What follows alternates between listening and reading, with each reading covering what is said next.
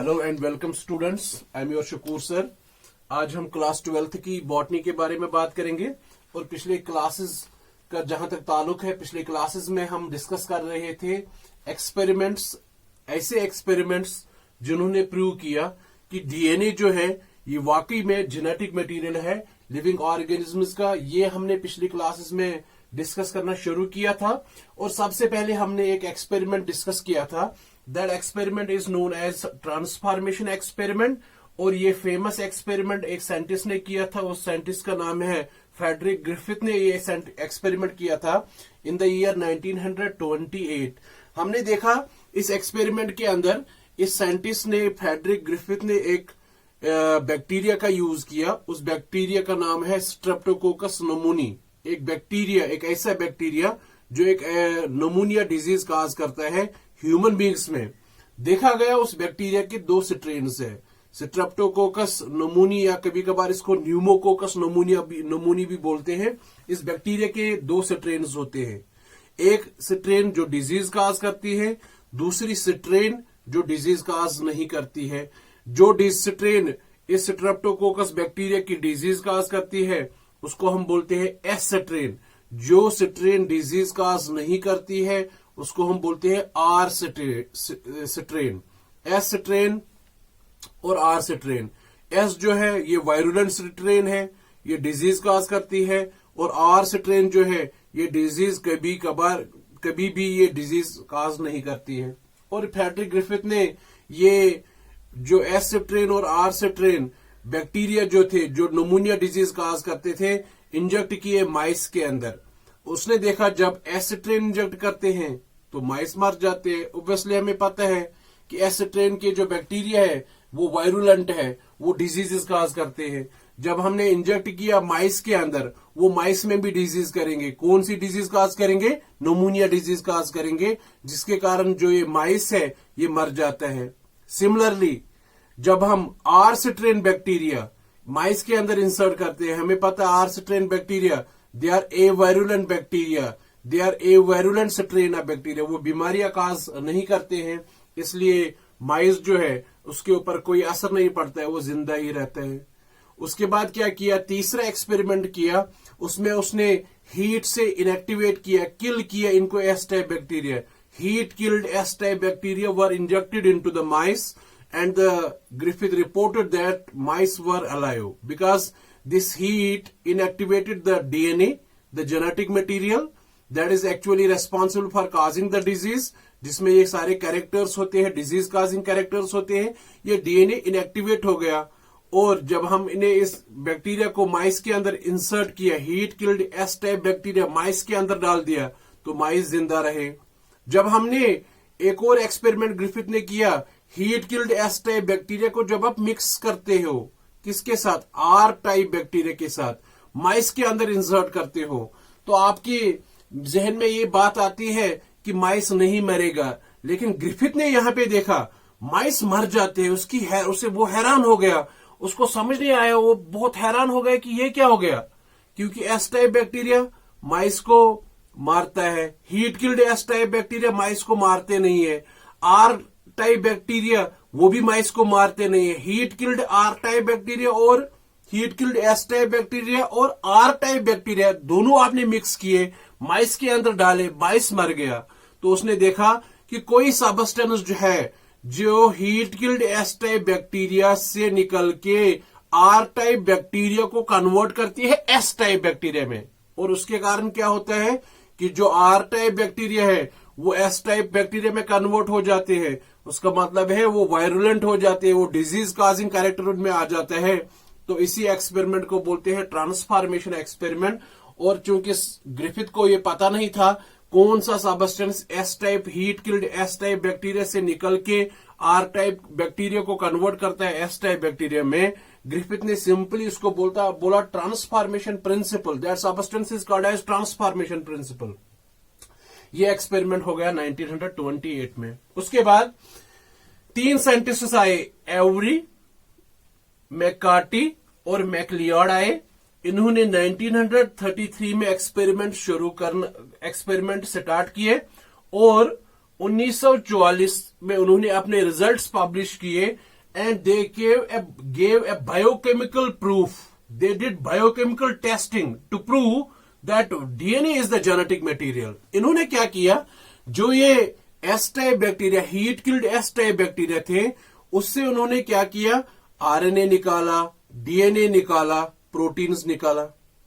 जितने भी बायोकेमिकल्स है जिन पे हमें हमारा शक था कि ये बायोकेमिकल्स हो सकते हैं जिनके कारण आर टाइप बैक्टीरिया कन्वर्ट होता है एस टाइप बैक्टीरिया में, ये सबस्टेंस हो सकते हैं. मैं आपको दोहराता हूं, डीएनए आइसोलेट किया, आरएनए आइसोलेट किया और प्रोटीन्स ले लिया.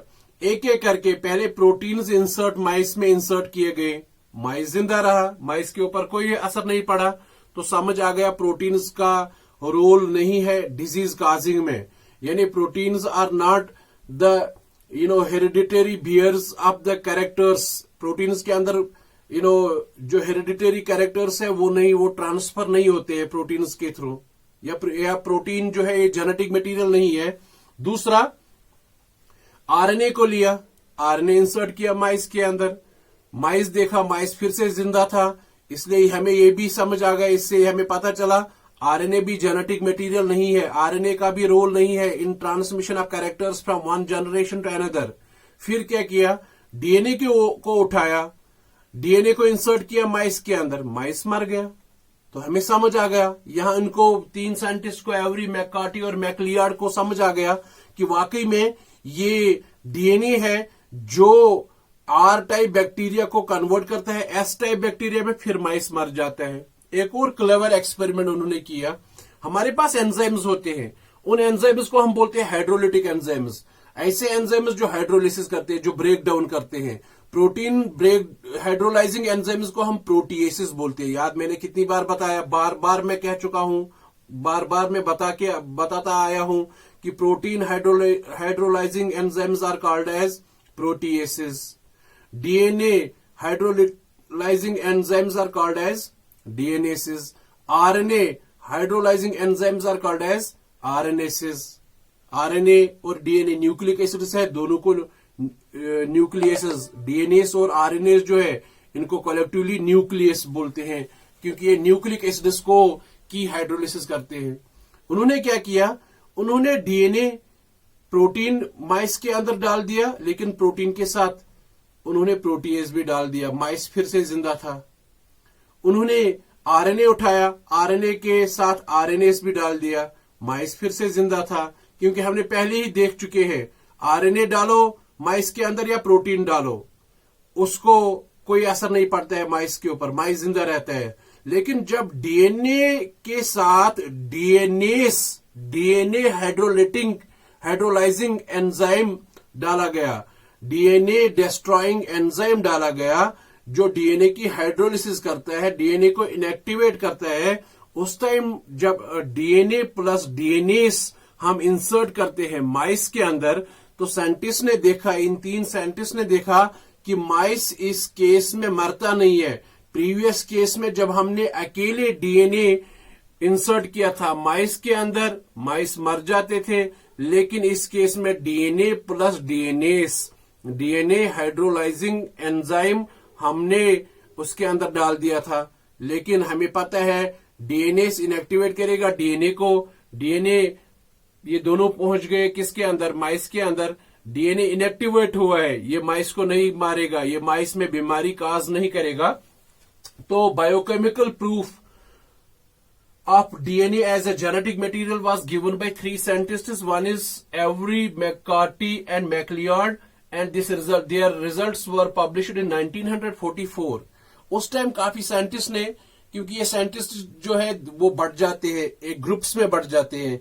ये ग्रुप ऑफ साइंटिस्ट ऐसा था, वो मान रहे, they were accepting the results of Avery, McCarty and मैकलियार्ड.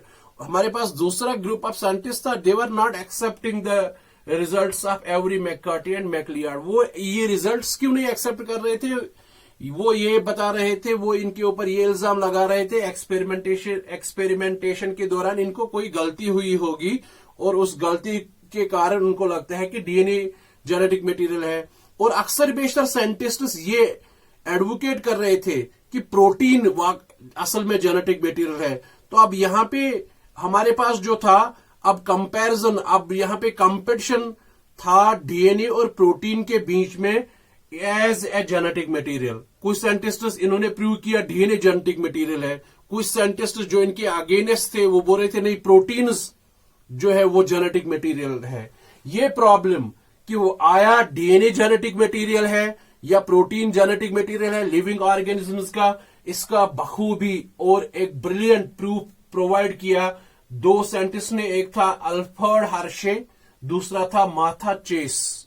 Alfred Hershey और मार्था चेस, सिंपली हर्शे, उन्होंने जो एक्सपेरिमेंट किया उस एक्सपेरिमेंट को हम बोलते हैं Hershey and chess experiment.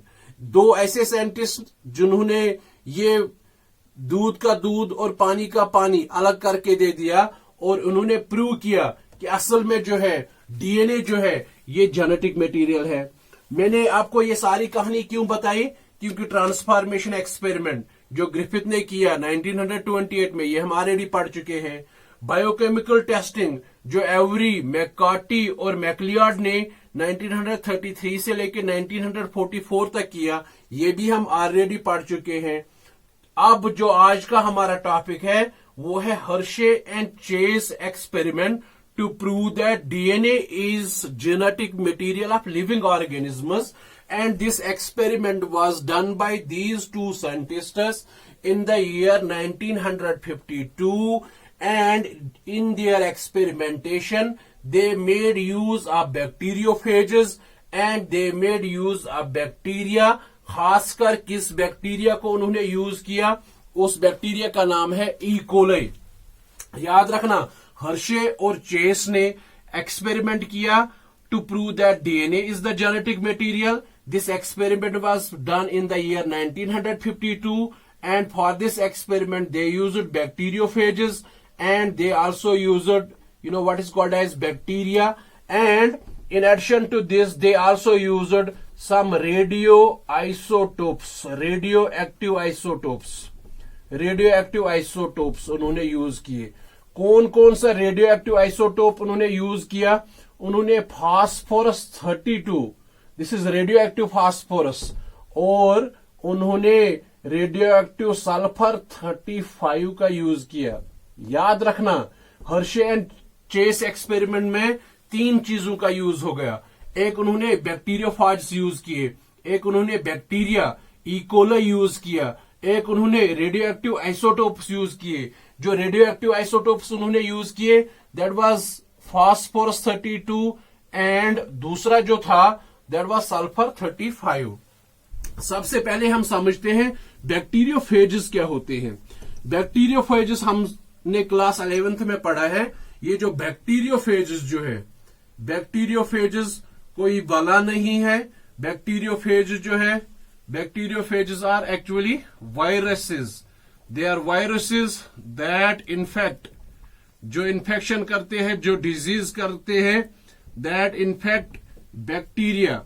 Bacteria को जो वायरसेस अटैक करते हैं, डिजीज काज करते हैं, उनको हम बोलते हैं बैक्टीरियोफेजेस। हम क्लास 11th में ऑलरेडी पढ़ चुके हैं लिविंग वर्ल्ड में।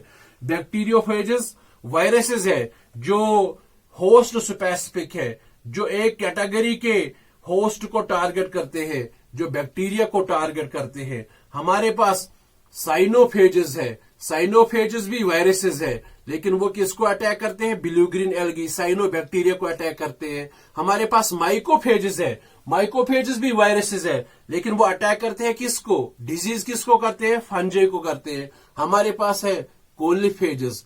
कोलिफेजेस are host specific bacteriophages because they cause diseases, they infect bacteria, a specific bacteria, that bacteria is known as E. coli। E. coli को जो वायरस टारगेट करेगा उसको हम बोलते हैं कोलिफेज।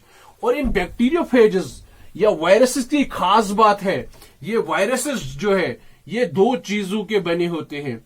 ये एसेलुलर पार्टिकल्स होते हैं, ये प्रोटीन्स के बने होते हैं, इनके अंदर सेल्स नहीं होते हैं, ये बने हैं न्यूक्लिक एसिड्स के। ये जितने भी वायरसेस है including bacteriophages, they are made up of proteins and they are made up of nucleic acids.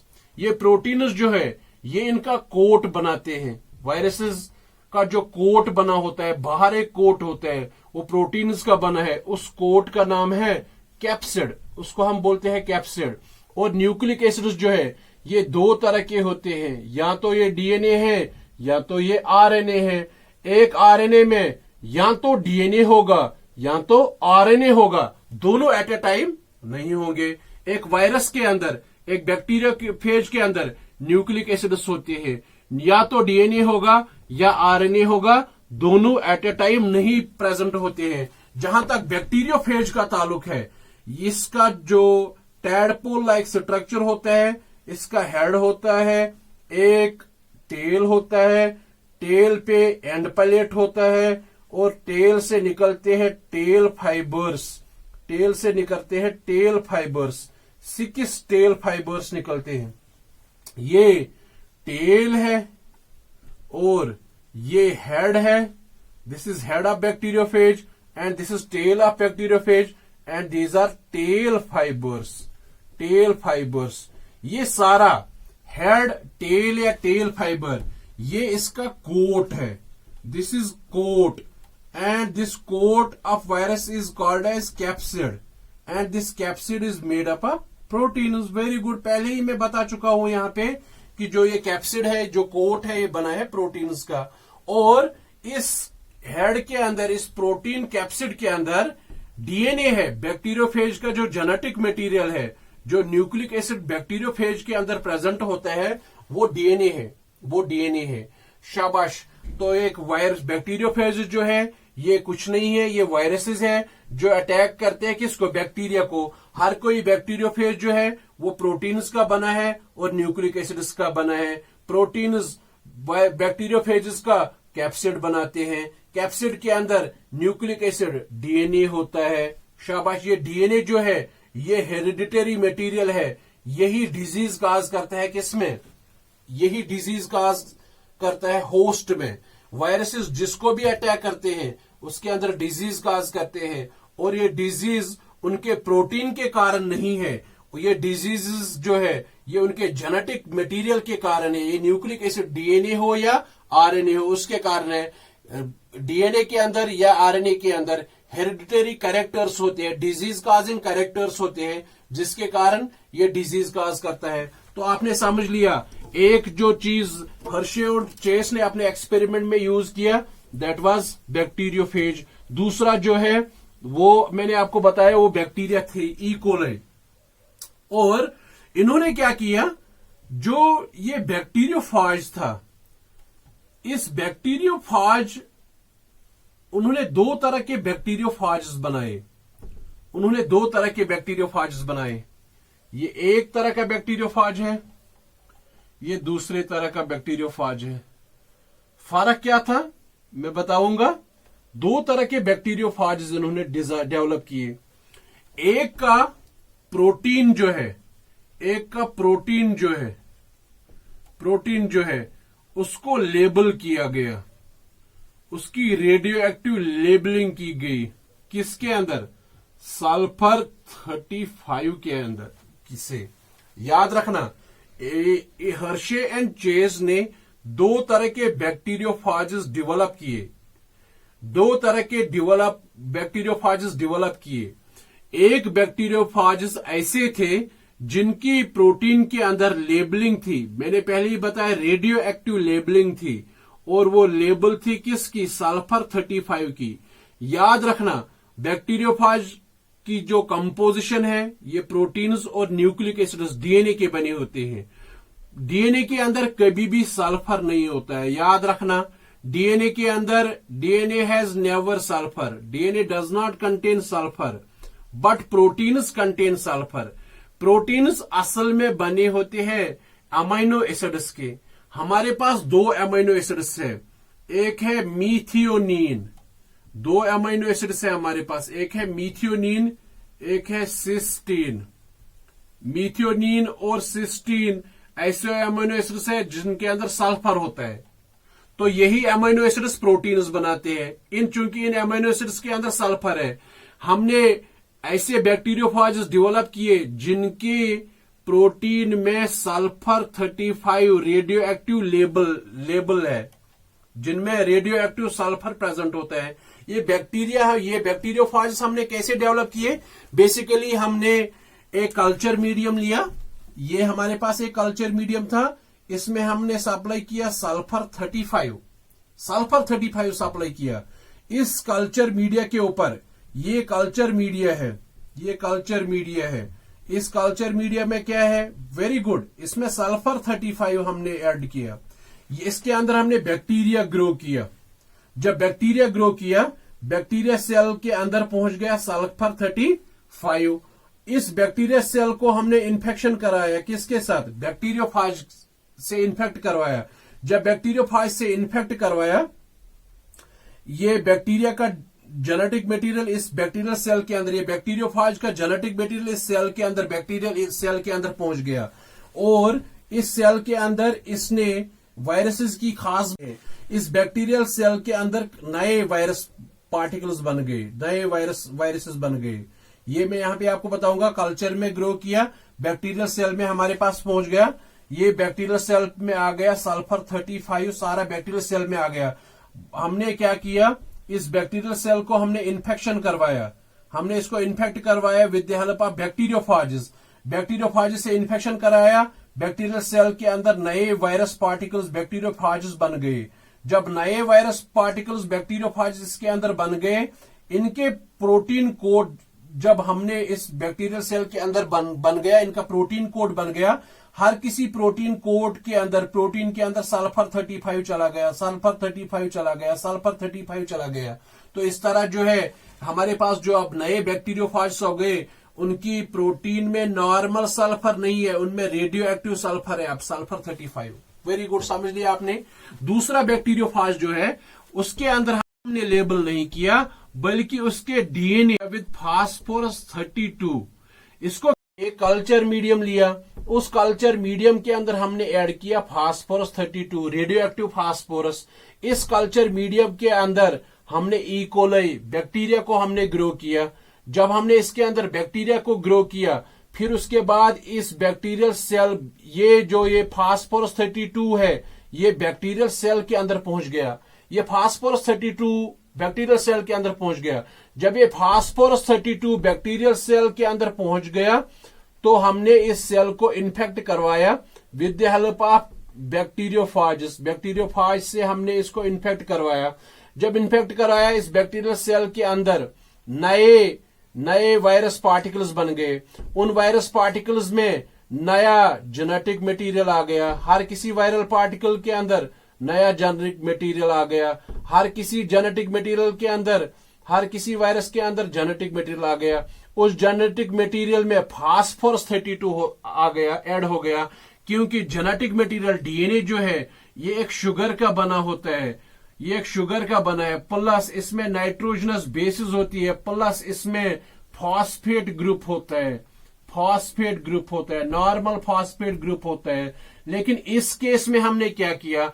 हमने रेडियो एक्टिव लेबलिंग की। हमने ऐसे बैक्टीरियोफाजेस डिजाइन किए ताकि उनकी न्यूक्लिक एसिड, उनकी डीएनए के अंदर नॉर्मल फास्फोरस ना हो, बल्कि रेडियो एक्टिव फास्फोरस 32 प्रेजेंट हो। क्योंकि डीएनए के अंदर, याद रखना, डीएनए के अंदर फॉस्फेट ग्रुप प्रेजेंट होता है, डीएनए के अंदर फॉस्फेट ग्रुप प्रेजेंट होता है। प्रोटीन के अंदर फॉस्फेट ग्रुप कभी भी प्रेजेंट नहीं होता है, याद रखना है, प्रोटीन के अंदर फॉस्फेट ग्रुप कभी भी प्रेजेंट नहीं होता है। अब हमारे पास दो तरह के बैक्टीरियोफाज आ गए। एक बैक्टीरियोफेज के अंदर के प्रोटीन के अंदर रेडियो एक्टिव सल्फर 35 लेबल है, दूसरे बैक्टीरियोफाज के डीएनए के अंदर फास्फोरस 32 रेडियो एक्टिव लेबल है। हमने क्या किया, मैं आपको यहां पे समझाता हूं।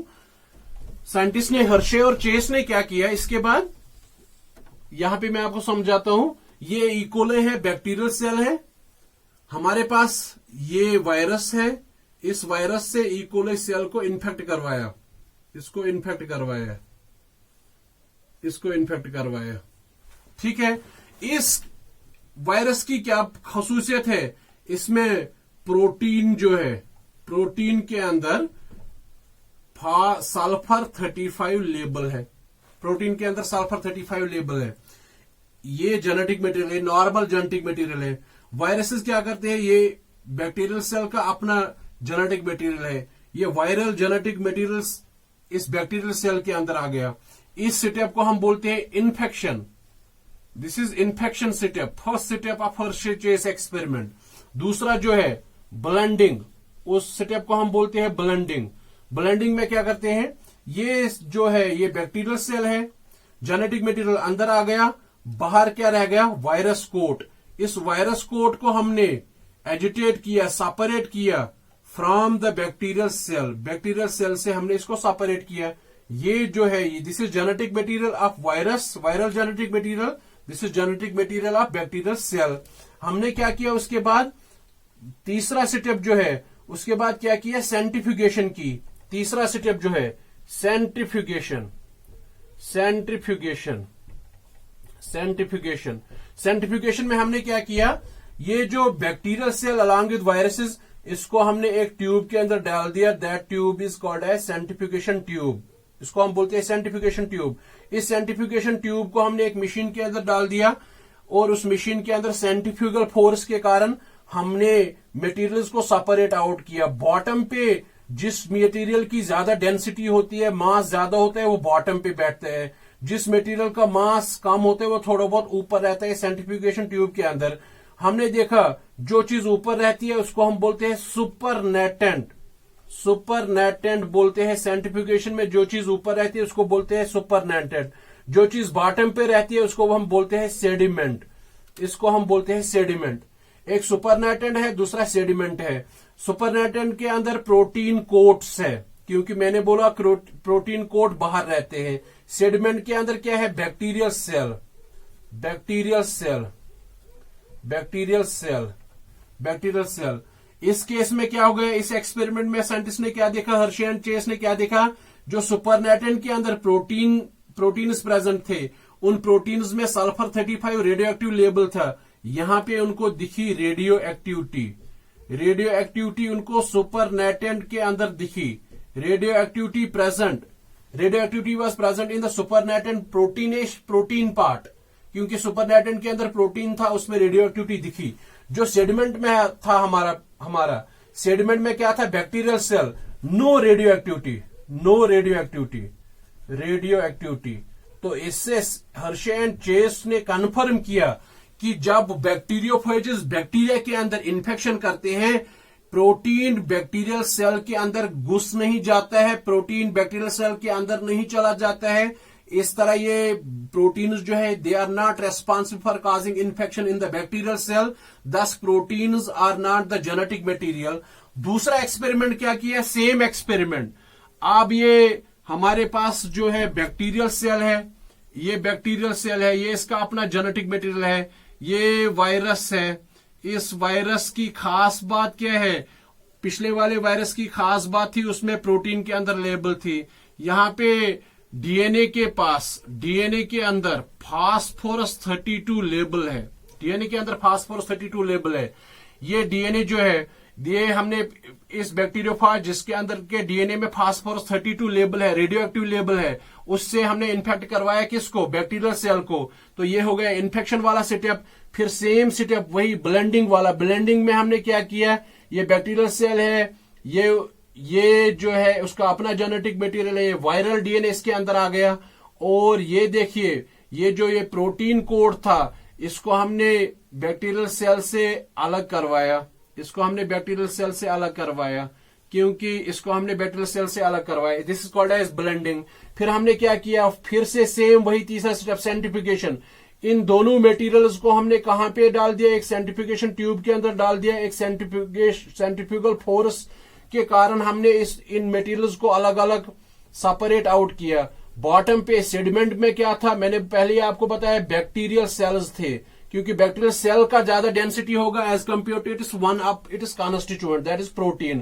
प्रोटीन जो है, प्रोटीन ये सुपरनेटेंट में था, सुपरनेटेंट। पिछले केस में सुपरनेटेंट में रेडियो एक्टिविटी थी, इस बार no radioactivity, no radioactivity, no radioactivity. Supernatant में कोई रेडियो एक्टिविटी नहीं थी, क्योंकि इस बार प्रोटीन में रेडियो एक्टिव लेबल नहीं है, बल्कि डीएनए में रेडियो एक्टिव लेबल है। ये डीएनए जो है ये बैक्टीरियल सेल के अंदर चला गया। अब यहां पे बैक्टीरियल सेल के अंदर रेडियो एक्टिविटी